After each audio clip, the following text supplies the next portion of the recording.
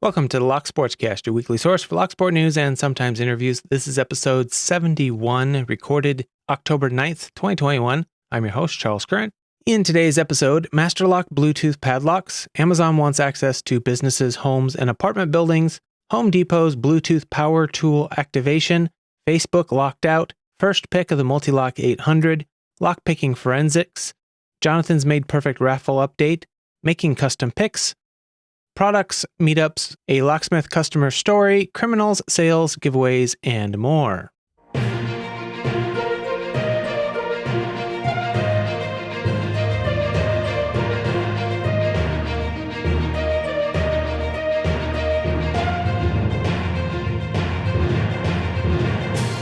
You can subscribe to an audio version of this show on most podcast apps and at locksportscast.com. If you don't already have one, you can find a Podcasting 2.0 compatible app at newpodcastapps.com. You can subscribe to the video version on YouTube or Odyssey. Links to stories discussed will be in the show notes. YouTube and some apps limit the length of show notes and links, but you can always find full show notes with all of the links to all the stories at locksportscast.com. This episode is going to be a little bit different.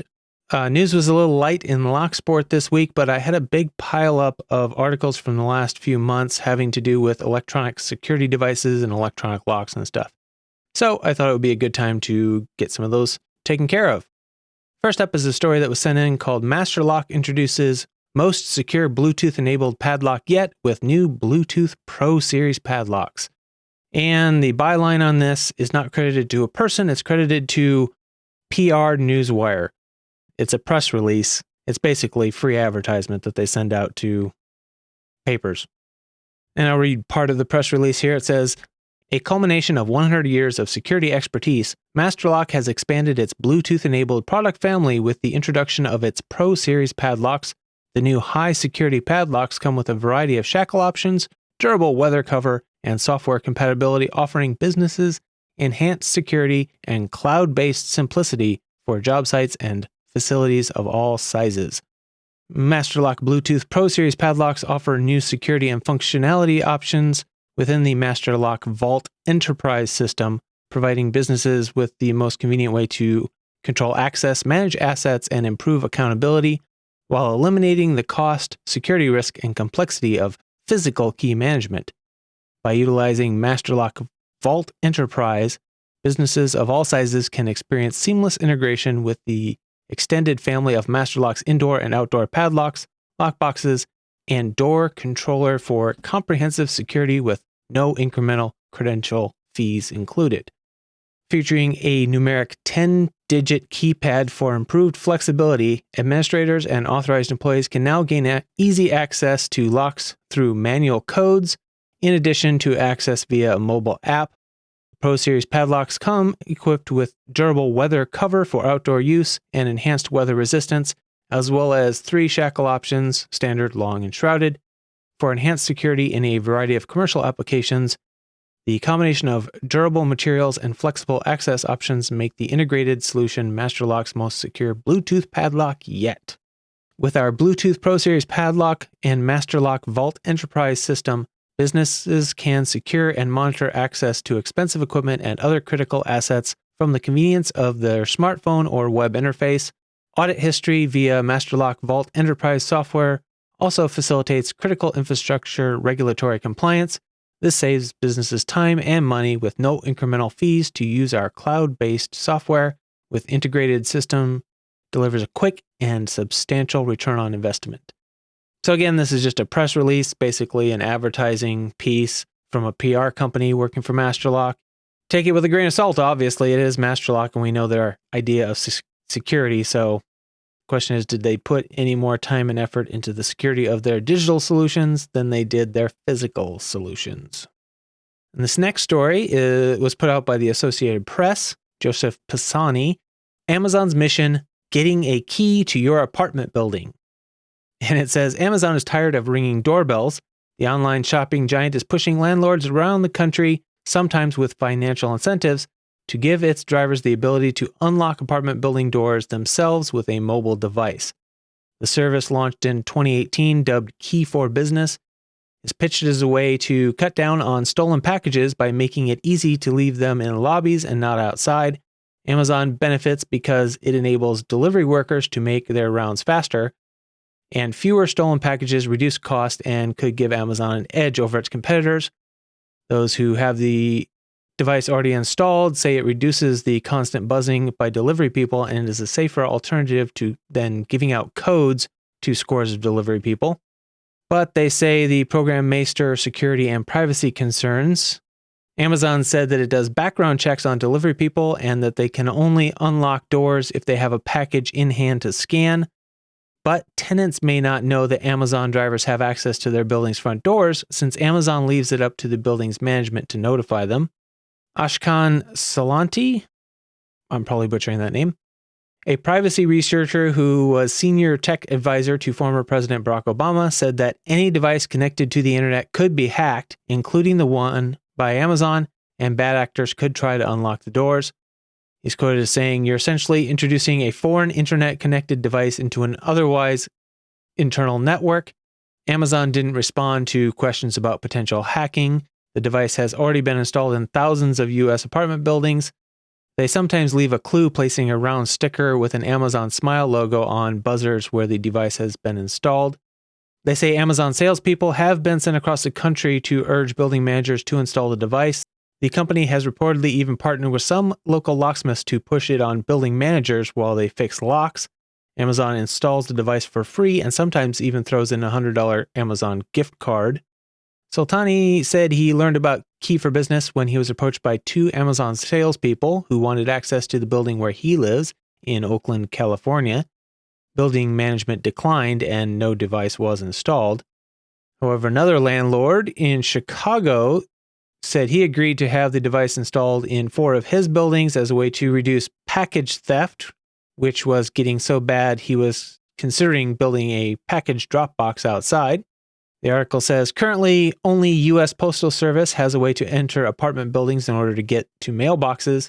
UPS says it has tested a way for workers to enter buildings without buzzing tenants, teaming up with the Smart-Lock company in 2018, but that test ended and UPS declined to say why. The next paragraph in this article is interesting. It says, Amazon has wanted to walk through people's front doors for years. In 2017, it launched a way for shoppers to let delivery people come into their home when they're not there and leave packages in the foyer. Walmart did the same shortly after, but its delivery people also stocked the fridge with groceries. Amazon and Walmart don't say how many people were using those services, but both have expanded them to more cities recently. In 2018, Amazon set its sights on apartment buildings, launching Key for Business and signing up big landlords to install the device in their developments. But the push seems to have accelerated in the last year or so, with Amazon deploying salespeople nationwide. Recent job postings in Miami and San Antonio say Amazon salespeople can make $3,000 to $11,000 a month in bonuses and commissions. Amazon won't say how much it's spending on the effort total. The article points out that not all Amazon packages can be delivered through the front door, and according to shopping data, the company only delivers about 60% of its own packages. So I guess if you live in an apartment building in a big city, one that has a locked front door that you have to buzz in, you might check the area around the buzzer, see if it has an Amazon Smile logo. And Amazon is not satisfied with just getting access to businesses and apartment buildings. They want access to your garage. In addition to the Amazon Key system is Key by Amazon in-garage delivery. They build it as a way to receive packages directly inside your garage. Basically, it will work much like the apartment system. The driver will be able to scan a package and then request access to your garage, and the Amazon service will grant them access to open the garage door, leave your package inside. They have a little fact here. It says, what is Key by Amazon in-garage delivery? It says, protect your packages by getting them delivered in the safety of your own garage. Perfect for when you're at work, away, or even on vacation. Eligible Prime members can shop on Amazon and choose in-garage delivery at checkout. You'll receive a mobile notification before the delivery driver opens your garage door and immediately after it's securely closed. With an optional Amazon Cloud Cam, you can watch the delivery in real time or see a video clip later. They say your security is our top priority. That's why you always have total control. For added layers of security, we confirm the authorized driver is at your address with the correct package before you grant access. No access codes or keys are given to the driver, and you can also block access from the Key by Amazon app if you change your mind on delivery day. I like this quote. It says, a Key by Delivery Amazon driver says, I am a Prime customer also. I know how I would want my package delivered, so I always keep that in mind when I deliver packages for my customers. Yeah, tell that to the ones who throw it on the doorstep. They don't even sometimes come into our front door is behind a deck with a gate. It's not a locked gate. But half the delivery drivers don't even want to step onto the deck, so they just throw it at the front door from the gate. So, yeah. I trust them. And the fact continues with, are there any restrictions? They say you can receive tens of millions of Prime eligible items with in-garage delivery. Excluded items are items fulfilled by a third-party seller, items that weigh more than 50 pounds, items with dimensions that exceed 26 by 21 by 16 inches, and any items that require a signature. So, what do you think? Would you let them have access to your apartment building or your garage? Do you trust the security? Let me know. Leave a comment. The next article was Home Depot plans to foil shoplifters with power tools that won't work if they're stolen. This was from Insider. It says, to combat thieves, Home Depot is introducing power tools that won't work if they're stolen. Home Depot executive Scott Glenn spoke to Insider about the company's efforts to stymie shoplifters. He said the goal is to stop thieves without looking like an armed encampment. It appears the technology is aimed primarily at stopping professional, large-scale shoplifters. And it says Home Depot is unveiling power tools that won't work unless they're properly scanned and activated at the register via Bluetooth technology. If a thief managed to smuggle out a power drill out of the store without paying for it, the drill simply won't turn on.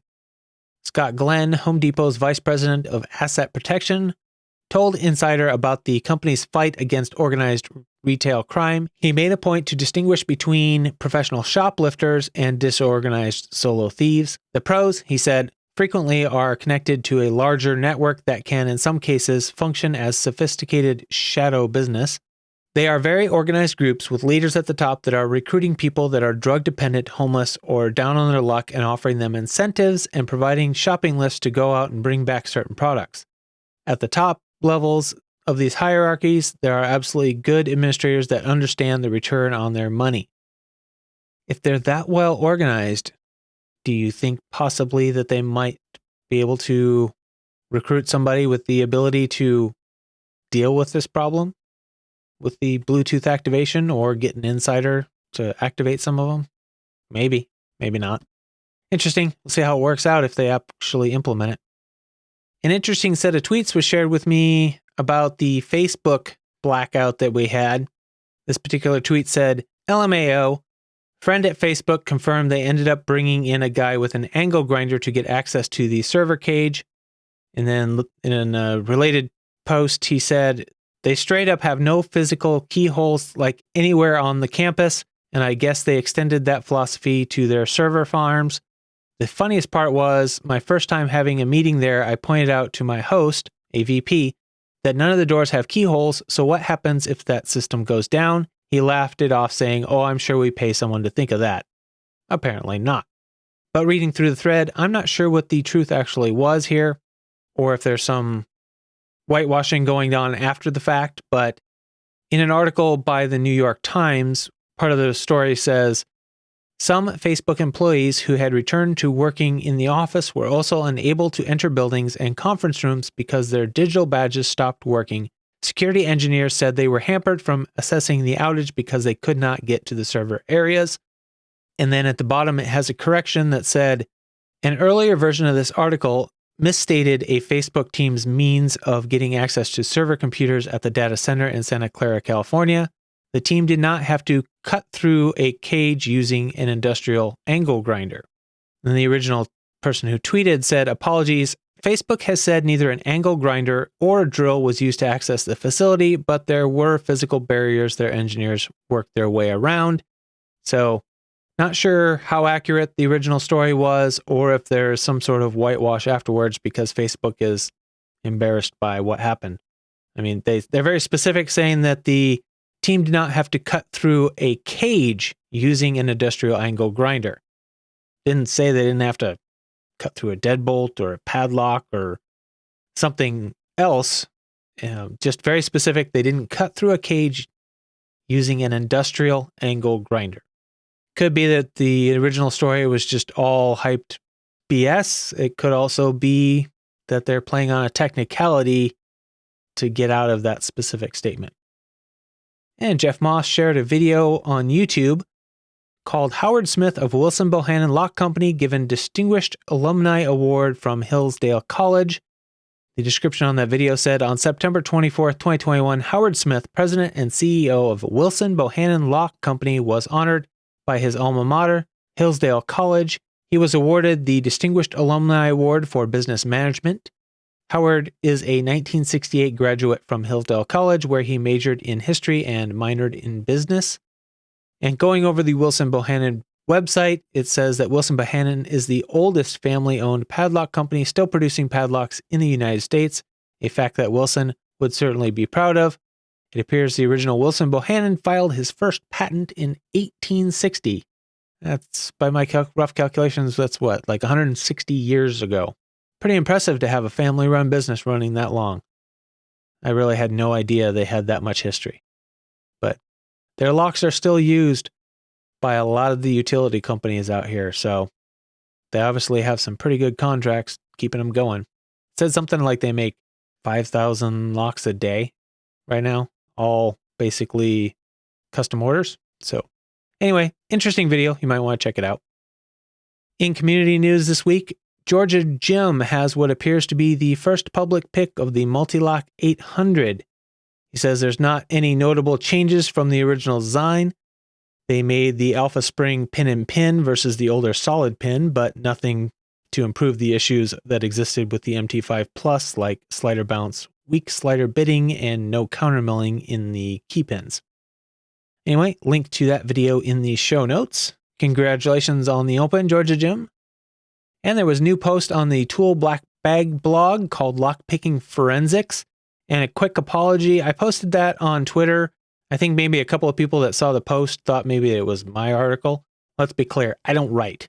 I speak into a microphone. So if I'm linking to a blog post, it's not my article. I'm just sharing it because I thought it was interesting. I'll just read the start of the story here and then discuss it just a little bit. It says, I, Walter, have created a geocache that requires some RSA hacking and subsequently lockpicking.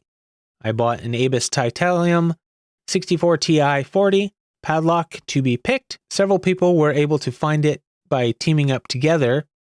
The feedback I got was that people spent considerable time on the lock, sometimes several hours in separate sessions.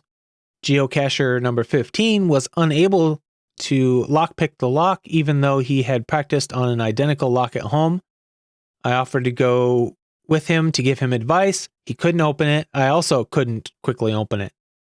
I took the original key, and that would not open it. By not fully inserting the key and wiggling, I succeeded in opening. He then discusses taking the lock home, taking it apart, and shares what he found with pictures. And I really encourage you to go check out this blog post and look at those pictures, because the state of those pins is something I have never seen before. It looks like this lock was subjected to prolonged, very aggressive raking. If you want to see what kind of damage can be done to a lock by being aggressively raked, this is a good example. Well, I'm not sure how to say the name of this lock properly, but over on the Lockpickers United Discord, Dr. Hogmaster showed some pictures of a couple of destructively gutted Yuema 750 padlocks. The 750 is the one with the 360-degree free rotating core. Unfortunately, it would appear that there are no guttable door cylinders for sale anywhere currently. So if you want to work with this lock, the padlock is the only option. And if you want to examine the core for possible exploits or ways to pick it, it looks like you will have to destroy the padlock to get the core out. He shows a couple of different ways that he managed to get in to get the cores out. So if you're a member of the Discord, you can head over there and check that out. And we have an update on the Jonathan's Made Perfect Studio raffle. He says the Made Perfect Studio charity raffle is finally complete and ready to be drawn later this month. They've raised over £1,000 now. The main prize is as follows. 1 Locksport commemorative epoxy river board by Made Perfect Studio. 29-piece lockpick set from Lock Tools, includes the full Ridgeback set. 17 Lockmaster lockpick set with tension tools from Z-Fix. 10 tension tools from Lock Tools. 5 skeleton keys from Lock Tools. 1 Velcro case from Lock Tools. 1 Southord jackknife. 1 Dangerfield decoder set. 1 Sparrow's scepter and cylinder from Locknoob. 1 steel pinning tray. 1 custom lock pick from Matt's Lock Pit. 1 lever lock from Andy Mack. 1 3D printed tray. 2 padlocks new in box from Bilbo Baggins.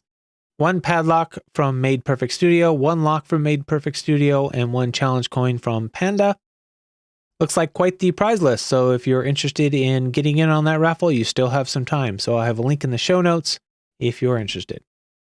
Quick update on Brummie's Corbin lock. Keyless Entry won the draw to be the next to attempt it. So I'll be shipping that off to Australia along with a couple of the pack locks that were won in my last giveaway.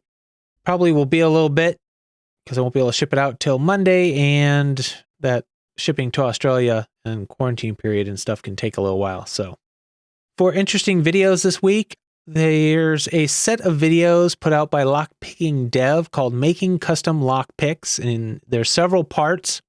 He says this is an accompanying video series to my talk at ShellCon with a more in-depth step-by-step demonstration of how to make your own lock picks and handles. I think there was like 7 parts or something like that when I looked earlier. I started watching one of them, but I really didn't have time to finish, but it does look like a very in-depth series and something I plan to watch here when I get some time, and I recommend you check it out too. And Mr. Black Magic put out a video called Kwikset Smartkey Gen 3 Reversed Sidebar, Bypassed, Picked, Gutted, and Explained. He gives a really good overview of the mechanism and how it works and how to pick them using a shim down the sidebar channel. Really worth checking out. Has some really great visuals, some great up-close pictures of the mechanisms and where the shim goes and all that stuff. So definitely way better quality than the one I made a couple years ago. So definitely worth checking out. Moving on to meetups, we have SaintCon, October 18th through the 22nd, Utah Valley Convention Center, Provo, Utah. Keynote speakers are Lockpicking Lawyer and Stephanie Carruthers, also known as Snow.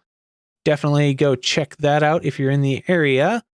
And the MLA Expo 21, October 22nd through the 24th in Telford International Center, Telford, UK. If you happen to be in that part of the world, you might want to check that out.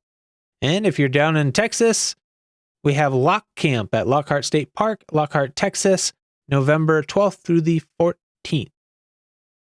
And over on Twitter, iFisk shared the Pico Pick minuscule lockpicking set.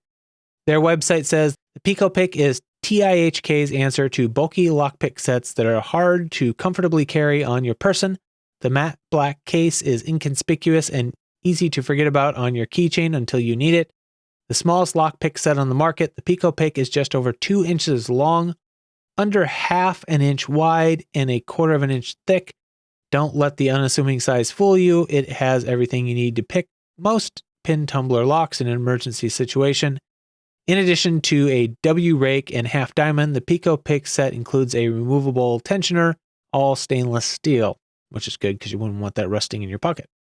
It says the overall size is 2.06 inches, which is 52.3 millimeters long, 0.45 inches or 11.4 millimeters by 1/4 inch or 6.3 millimeters. Total weight is 0.18 ounces or about 5 grams.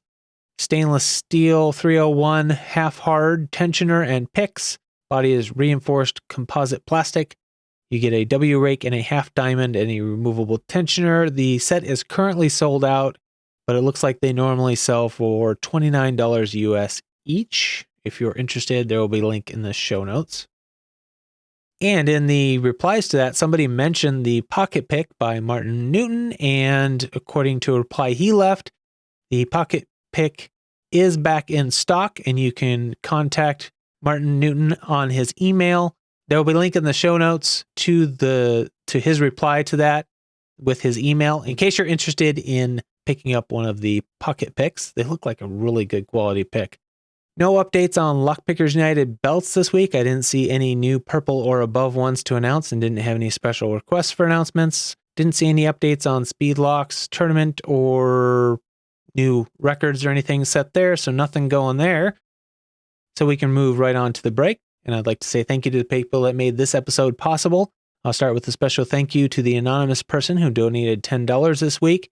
So with that, producers for this episode include Anonymous and all the Patreon subscribers. Those are Medler, Pandafrog, Michael Gilchrist, Starlock, Williams Brain, Dave 2B Deciphered, Pat from Uncensored Tactical, PH Picker, 3 Raccoons and a Coat, Sherelle, Patty Cakes, Dr. Hogmaster, Clayton Howard, aka Cool Tune, Mog, John Locke, Rat Yoke, Mr. Picker, Cranky Lock Picker, Real Tater, JHP Picking. Chief content producer for this episode was I Fisk again. Other content producers for this episode, Sherelle, Georgia Jim, Good Guy, aka B&E A to Z, Holly, Jeff and Things, Jeff Moss, Jimmy Longs, Jonathan's Made Perfect, Joshua Gonzalez, Mick777 Oz, Mr. Black Magic, Tony Varelli. Thank you to all of you for your support. Really helps my week go better. Thank you. And remember, the show is only possible because of your information and support. So if you value this podcast, please help support it by sending in news, links, events, giveaway information, anything you have that's Locksport related, anything you think the others in the community might find interesting, send it to me.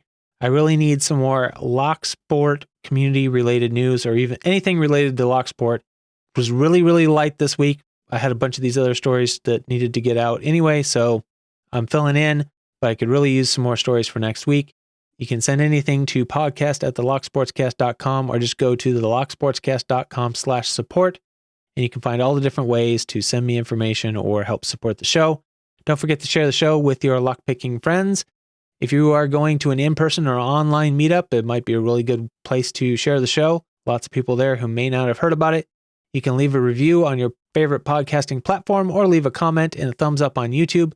You can subscribe to the podcast on YouTube or any of your podcasting apps on your phone. You can donate if you want to help financially at PayPal or subscribe on Patreon.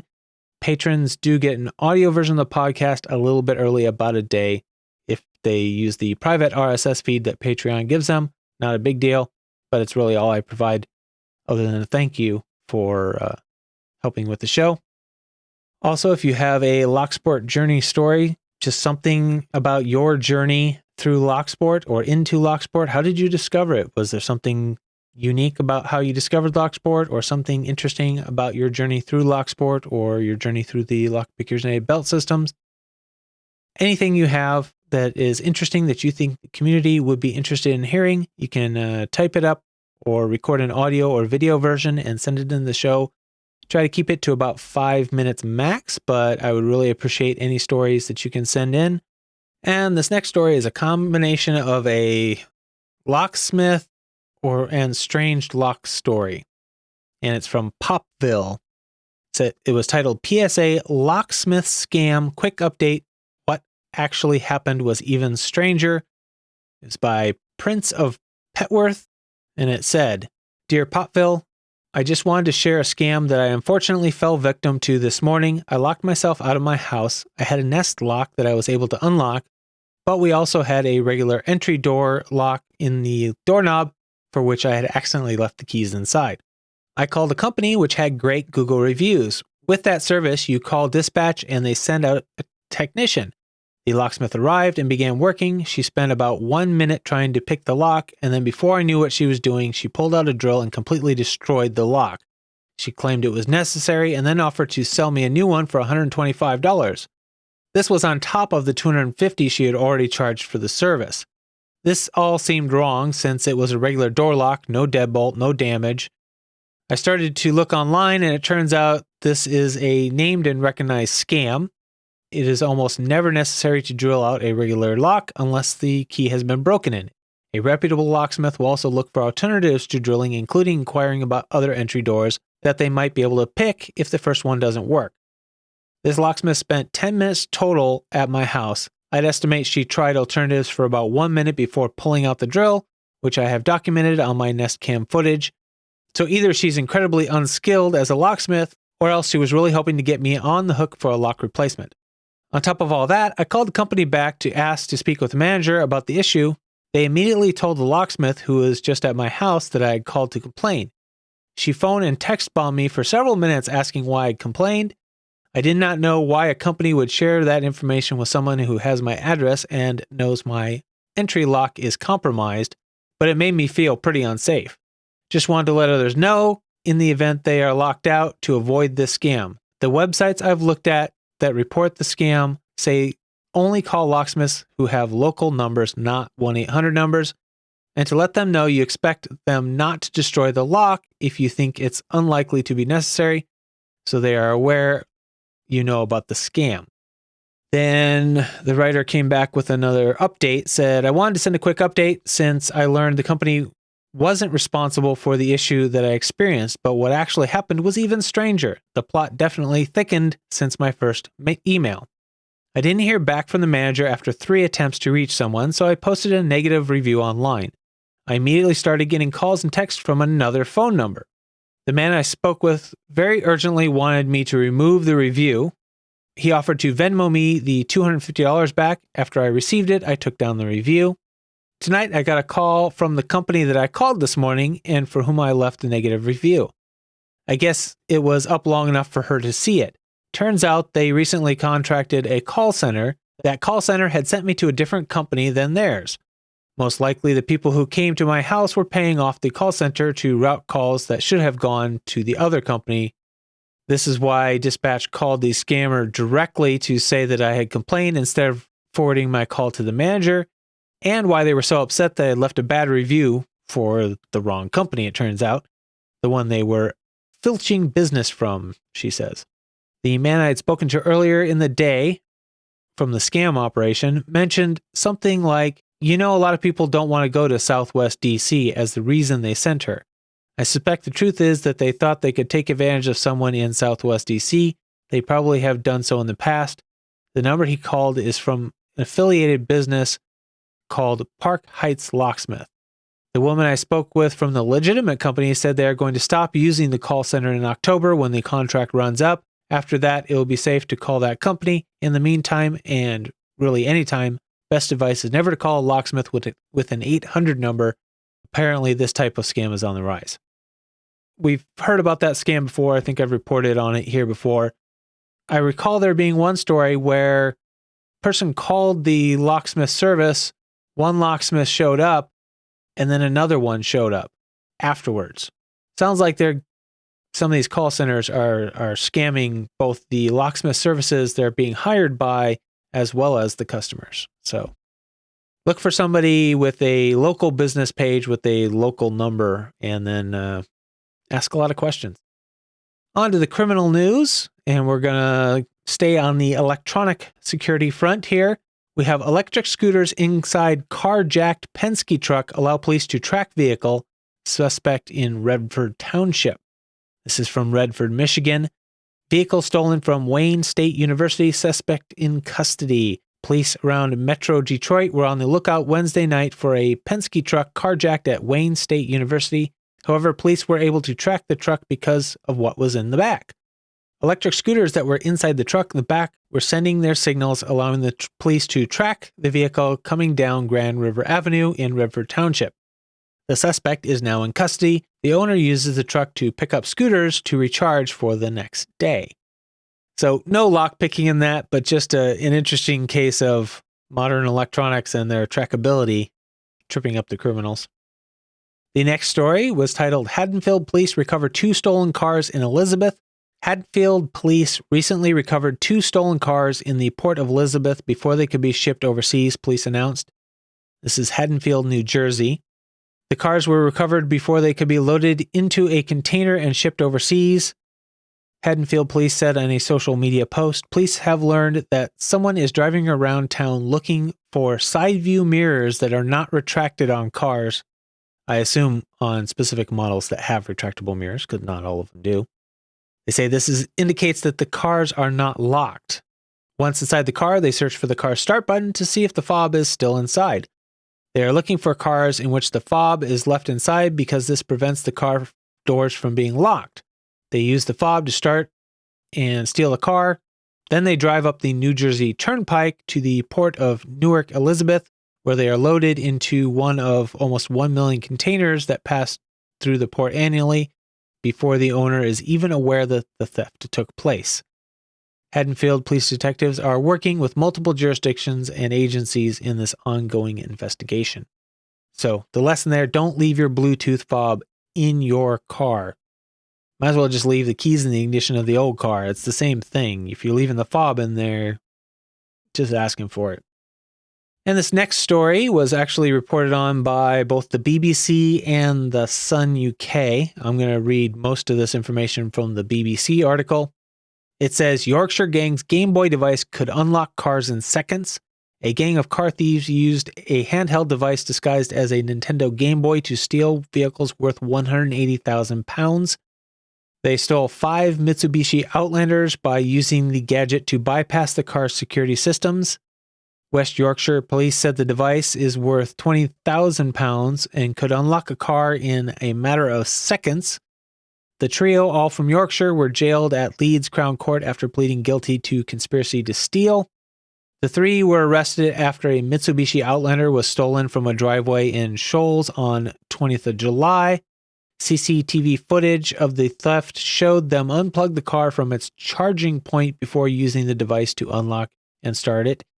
When officers stopped the 3 men, they found the Game Boy-style gadget hidden in a secret compartment in their car. Police said footage recovered from Polson's phone showed him demonstrating how quickly and easily the gadget gave them full access to the vehicles, accompanied by a commentary in mocking tones. Police added that the significant investment required to buy one of these sophisticated devices suggested the thefts were planned and orchestrated crimes.